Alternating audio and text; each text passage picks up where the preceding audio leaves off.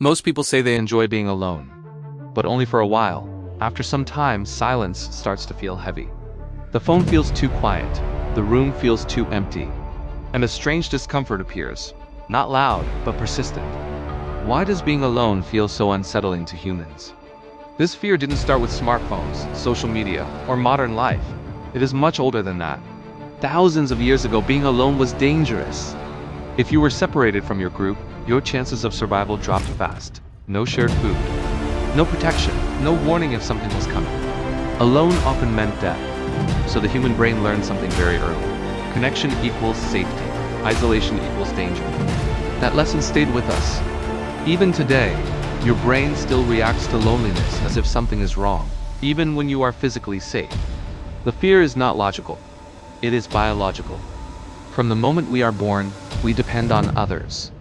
A baby cannot survive alone for even a day.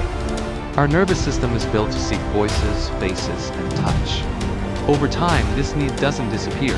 It simply changes shape. As adults, we may say we want independence. But deep down, the brain still asks the same question it asked as a child. Is someone there? When the answer feels like no, the alarm quietly turns on. This is why loneliness doesn't just feel emotional. It feels physical. A tight chest, restlessness, trouble sleeping, overthinking. The brain starts scanning for threats, even when there are none. Think about a simple example. Imagine sitting alone in your house during the day. It feels fine. Now imagine sitting alone in the same house at night, in complete silence. The walls haven't changed, the room is the same, but your body reacts differently.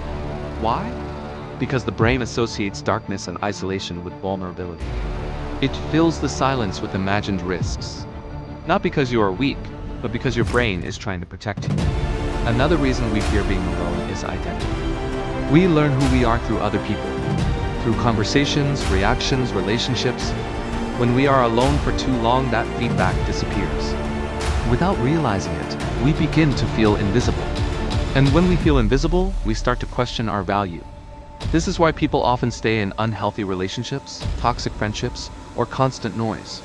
Not because they are happy, but because emptiness feels scarier than discomfort. But here's the quiet truth. The fear of being alone is not a sign that something is wrong with you. It is a sign that you are human. And interestingly, the same brain that fears loneliness also needs solitude.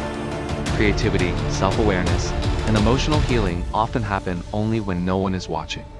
So the real challenge is not avoiding being alone. It is learning the difference between loneliness and solitude. Loneliness feels like being unwanted. Solitude feels like being complete. One drains you, the other restores you. The question is not why humans fear being alone. The real question is this: at what point does being alone stop feeling like abandonment and start feeling like home?